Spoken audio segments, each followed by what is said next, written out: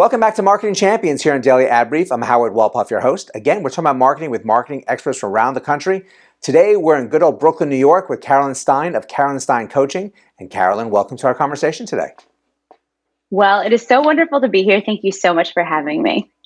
Well, it is our pleasure. I'm excited to talk to you and hear more about your story. So why don't we start at the beginning and share with us how you got started in the marketing industry? Absolutely. So 2-3 careers ago, I actually worked in the fashion industry in New York City for about 10 years in digital marketing strategy operations. A lot of big brands you've probably heard of: Club Monaco, Hugo Boss. My last corporate job was managing all the digital platforms for Chobani, as in the Greek yogurt. And I found that during that time, I was moving up the ladder, making more money, better titles, better companies, etc. And there was just something missing for me. So my initial step into the entrepreneurial world was launching a blog and getting into Instagram as an influencer in about 2016. And I left the corporate world in 2018 to start a consulting business, managing social media strategy for brands. And then at the end of 2020, I left to found my coaching business. And that has felt like my aligned purpose ever since.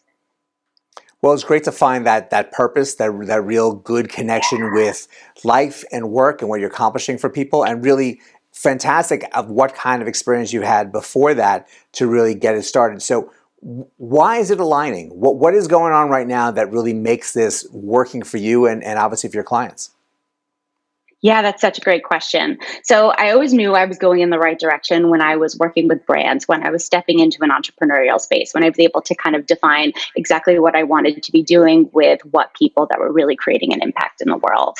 And I realized that the next level of depth with that was not working with big brands behind the scenes, but working specifically with female entrepreneurs, female business owners, female leaders, female creators who are their brands, to help them step into the spotlight and really own and crystallize their very differentiated messaging that not only felt really, really fun for them and aligned for them to be able to show up, but also really connected deeply with their community and resulted in very strategic business growth.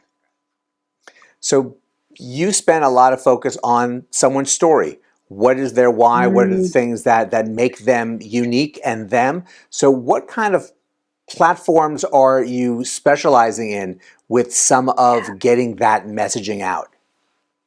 Yeah. So the beautiful thing with once you kind of nail your messaging and know how you are speaking to different elements of your story, which is truly your unique differentiator, right? Like, it's such an important piece of how you're positioning what you're doing in the market, is that depending on your business and what you do, this messaging can live on whatever platform or platforms make the most sense for you to bring your business to life. So I do work with a lot of women in organic social media marketing. And again, those platforms, it depends strategically what you're doing, what audience you're trying to reach, which might make the most sense for you. You do not need to be on every platform and be creating content in every place all of the time to dispel that myth.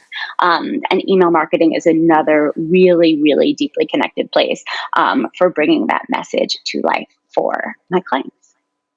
So stepping back to one of the things you just finished saying, has it been a challenge to get some of your clients to understand they don't have to be on every platform? Yes, it has, but I see it less of a challenge and more as an invitation, because I think that especially for women who are starting out, who are in the first few years of their business, there is a very kind of pervasive mentality and directive I see out there where they internalize this idea that they need to just be visible all of the time and be, having the pins on Pinterest, the profile on LinkedIn, TikTok's hot, we got to get on TikTok. Oh my gosh, email newsletter, all of these things. And I think that especially at the beginning of one's business, really honing and nailing your message and then picking the one or two places that strategically make the most sense for you to show up where your audience is living, and then really committing to those and showing up, with quality content on a regular basis actually is much more effective than spreading yourself thin and trying to be everywhere all at once and feeling watered down, appearing watered down. And that's really well said. It really gives the idea that you have to, it's the focus. Your story has to be focused in some place that people can really enjoy learning what the next chapter is, not just seeing highlights in different places. Do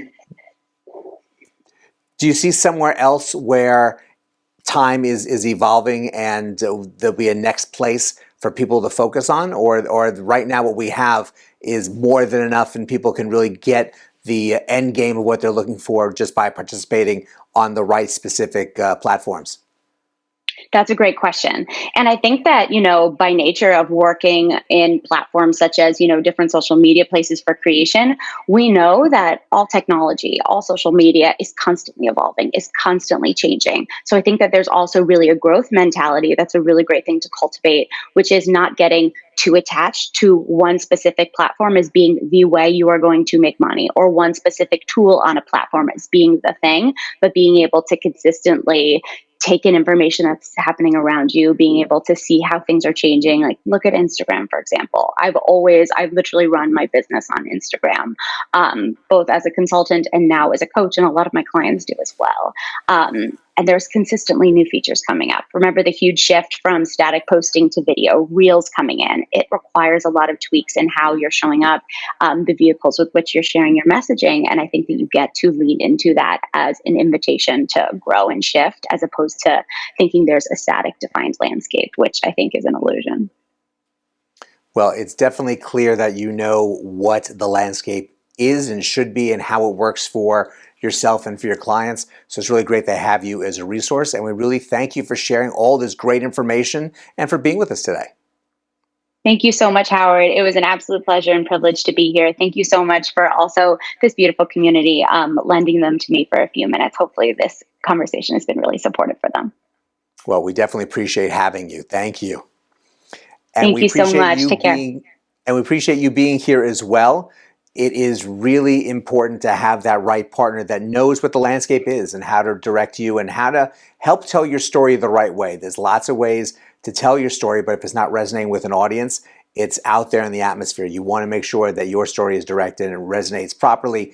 There's more information about Carolyn Stine Coaching here on Daily Ad Brief, so please check it out. But go ahead, have a great rest of today, and we'll see you next time on Marketing Champions.